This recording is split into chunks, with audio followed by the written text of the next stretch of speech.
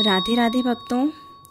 जैसा कि आप सभी जानते हैं कि भारत की भूमि को साधु संतों की भूमि के नाम से जाना जाता है। अपनी साधना, अलौकिक चमत्कार के लिए कई साधु संत संपूर्ण विश्व में प्रसिद्ध हैं और आज मैं उन्हीं में से एक महान संत जिन्हें श्री रामकृष्ण परमहंस जी ने काशी के सचल विश्वनाथ के नाम से संबोधित किया था। जी हाँ, मैं बात कर रही हूँ गणपति सरस्वती जी की। गणपति सरस्वती जी, जिसे आप और मैं योगीराज त्रिलंग स्वामी के नाम से जानते हैं, इन्होंने अपना अधिकांश जीवन वाराणसी में व्यतीत किया। अपनी दीर्घायु तथा आध्यात्मिक शक्तियों के लिए लोक समाज में प्रसिद्ध हुए।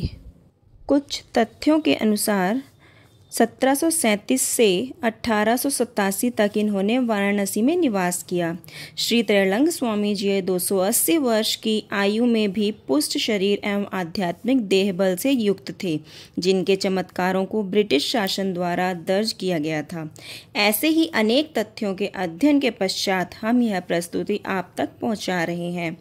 ओम तत्सत। महान त्रैलंग स्वामी का जन्म आंध्र प्रदेश में स्थित विधियाना नामक जनपद में स्थित होलिया में हुआ था। वास्तव में उनका नाम बौडापति शिवराम राव था। गुरुदेव के अनुसार 8 जनवरी 1607 ईस्वी के रात में तेलंगाना के एक भूपति एवं ब्राह्मण कुल में शिवराम राव का जन्म हुआ था। अर्थात भारतीय संवत के अनुसार 1509 पौष शुक्ल एकादशी के दिन वृषभ राशि सिंह लग्न एवं रोहिणी नक्षत्र में जन्मे इस शिशु का जन्म हुआ था। इनके पिता एक अति प्रभावशाली भूपति एवं गांव के मुखिया थे, जिनका नाम बौडापति नरसिंह राव था। उनकी माता का नाम विद्यावती देवी था, जो महादेव की उपासक थीं। अनेक वर्ष बीतने के बाद भी उन्हें संतान प्राप्ति नहीं हो रही थी। अंततः उन्होंने कठोर व्रत एवं भक्ति द्वारा महादेव की कृपा स्वरूप एक पुत्र को जन्म दिया। शिव कृपा से प्राप्त इस पुत्र का नाम उन्होंने शिवराम राव रखा था। बाल्यकाल से ही इनका स्वभाव सहज नहीं था। वे प्रभावशाली भूपति के पुत्र थे, अतः उनके समक्ष भूक्षेत्र एवं धन का कोई अभाव नहीं था। परंतु बालक शिवराम बचपन से ही शांत एवं वैरागी स्वभाव का था। वह अन्य बच्चों की भांति खेल कूद में रुचि न लेकर सर्वदा गहन चिंतन में डूबा रहता था। उनकी माता विद्यावती देवी ने बालक शिवराम के मन में बचपन से ही ईश्वर भक्ति का बीज बो दिया था, अतः वे माता को अपना प्रथम गुरु मानते थे। बालक शिवराम पूजा पाठ में मग्न रहते थे। बालक शिवराम गांव के मंदिर में घंटों ध्यानस्थ रहने लगे। एक दिन गांव के बाहर पीपल के वृक्ष के नीचे ध्यान मुद्रा में बैठे शिवराम के पास एक भयानक सर्प को बैठे देख गांव वाले लोग आश्चर्यचकित रह गए और पास के गांव में चर्चा होने लगी कि भूपति नरसिंह राव के घर में किसी पवित्र आत्मा ने जन्म लिया है, किसी पवित्र आत्मा का आगमन हुआ है। उम्र बढ़ने के साथ साथ शिवराम की ध्यान साधना और पूजा पाठ में रुचि और बढ़ने लगी। वैसे ये रुचि भूपति नरसिंह राव को विचलित कर रही थी। इतने बड़े संपत्ति के उत्तराधिकारी को ध्यान एवं साधना में बहता देख करके वे चिंतित हो उठे। उन्होंने शिवराम का विवाह सावित्री देवी से तय कर दिया। प्रथमतः शिवराम इस विवाह के लिए प्रस्तुत नहीं हुए, परंतु विद्यावती देवी के जिद एवं मात्र आज्ञा पालन हेतु उन्होंने विवाह का प्रस्ताव स्वीकार कर लिया। अधिकांश लोग यह नहीं जानते कि श्री त्रैलंग स्वामी जी विवाहित थे। गुरुदेव कहते हैं कि सर्वोत्तम मनुष्य वो होता है जो जीवन के चतुराश्रमों का पालन करे, और त्रैलंग स्वामी उनमें से एक सर्वश्रेष्ठ उदाहरण है।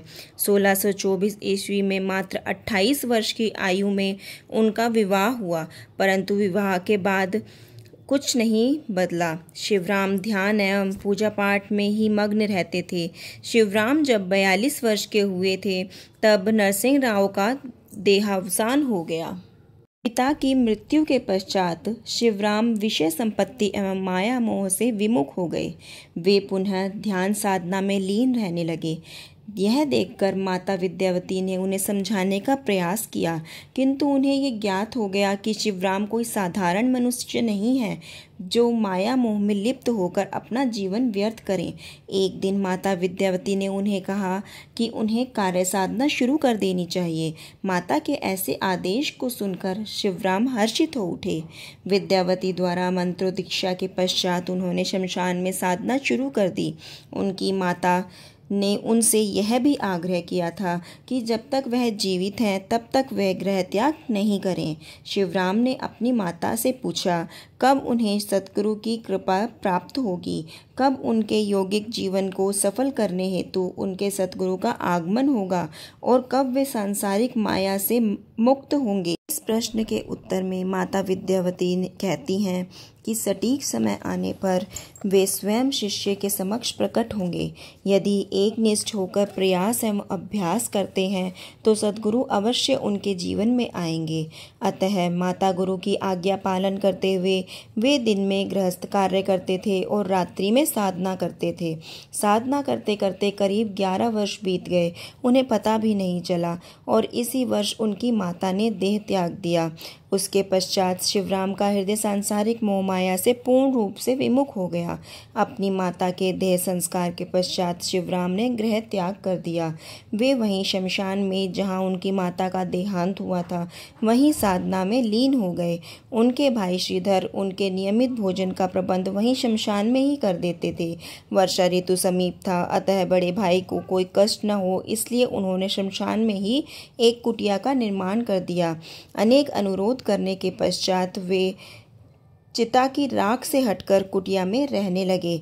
दिन बीत गए, महीने बीत गए, वर्ष भी बीत गए। लगभग 20 वर्ष तक एकांत में माँ के निर्देशानुसार शिवराम साधना करते रहे। उन्हें विश्वास था कि माँ का कथन कभी मिथ्या नहीं होगा, कभी न कभी उनके सद्गुरु उपस्थित होंगे, उन्हें दीक्षा देकर पूर्णतः प्रदान करेंगे। यह सन 1676 के एक संध्या का समय था। होलिया गांव के शमशान में शिवराम की कुटिया के समीप संयोगवश एक संत का आगमन हुआ। संत ने आवाज दी, अलख निरंजन। शिवराम कुटिया के बाहर खड़े सन्यासी को देखकर चौंक उठे। शिवराम जी मन ही मन स्वयं से प्रश्न किया कि क्या यही मेरे वास्तविक गुरु हैं? इस गांव में ऐसा संत कभी नहीं आया। जो भी आते हैं वे गांव के लोगों से मधुकरी अथवा भिक्षा मांगते हैं, परंतु इस सुनसान शमशान भूमि में आज तक कोई नहीं आया। तभी संत ने कहा, हे पुत्र, रात भर के लिए क्या तुम मुझे अपनी इस कुटिया में स्थान दोगे? सन्यासी को गृहस्थों के यहाँ नहीं रहना चाहिए, अतः मैं तुम्हारे पास आया हूँ। शिवराम ने व्याकुल भाव से कहा, आइए आइए महाराज, इस दीन की कुटिया में आपका स्वागत है। शिवराम की सेवा से भगीरथ स्वामी जी इतने संतुष्ट हुए कि एक रात्रि में विश्राम करने की जगह वे महीनों रुक गए। शिवराम ने इस बीच यह अनुभव किया कि स्वामी जी एक असाधारण व्यक्तित्व है, इनके पास ज्ञान का पूर्ण भंडार है। शिवराम ने यह निर्णय कर लिया कि वह भागीरथ स्वामी से दीक्षा प्राप्त किए बिना उन्हें नहीं छोड़ेंगे। इसके बाद भागीरथ स्वामी जी शिवराम को साथ लेकर होलिया गांव के उत्तर की ओर चल दिए। वे कब चले गए श्रीधर एवं गांव वालों को इसका पता नहीं चला। एक अरसे तक विभिन्न तीर्थ स्थानों के दर्शन करते हुए वे दोनों पुष्कर के पुण्य क्षेत्र में पहुँचे। पुष्कर में भागीरथ स्वामी ने 78 वर्ष की आयु में शिवराम जी को दीक्षा प्रदान करी एवं इनका नाम गणपति स्वामी रखा। दीक्षा देने के पश्चात बीज मंत्र अन्य रहस्यों की जानकारी गणपति जी को अपने गुरुजी से प्राप्त होने लगी। साधना का फल उन्हें निरंतर प्राप्त होता रहा। 10 वर्ष के पश्चात भागीरथ स्वामी जी ने गणपति स्वामी को अपने पास बुलाकर कहा, अब तुम पूर्ण हो गए हो, अब मेरे पास तुम्हें देने के लिए कुछ शेष नहीं रह गया है। तुम में शक्ति का पूर्ण विकास हो गया है। यह स्मरण रखना कि भगवत कृपा से तुम्हें जो कुछ प्राप्त हुआ है उसका उपयोग केवल कल्याण के लिए ही करना। अपनी शक्ति पर कभी घमंड मत करना। परमेश्वर से बढ़कर इस जगत में अन्य कोई सत्ता नहीं है। मैं अब तक इस शरीर को इसलिए नहीं छोड़ रहा था कि ताकि तुम्हें पूर्ण रूप में देख सकूं। मेरे जाने के बाद यहाँ रुकने की आवश्यकता नहीं है। तीर्थ यात्रा करो जैसे कि मैं करता था। मानसरोवर और हिमालय की यात्रा अवश्य करना।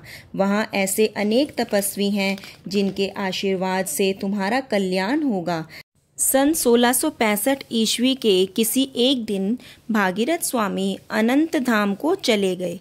गुरुदेव की अंतिम आज्ञा के अनुसार गणपति जी तीर्थ यात्रा के लिए चल पड़े। तब उनकी आयु लगभग 88 वर्ष की थी। इस उम्र में भी उनका शरीर पूरी तरह सुगठित एवं बुढ़ापे का कोई चिन्ह भी नहीं था। इसके पश्चात इन्होंने नेपाल, तिब्बत, गंगोत्री, यमुनोत्री, मानसरोवर आदि क्षेत्रों में कठोर साधना करके अनेकों सिद्धियां प्राप्त करी। आज हमने इन महापुरुष के प्रारंभिक जीवन को जाना और आने वाले भाग में हम जानेंगे उनके चमत्कार और काशी निवास की घटनाओं को।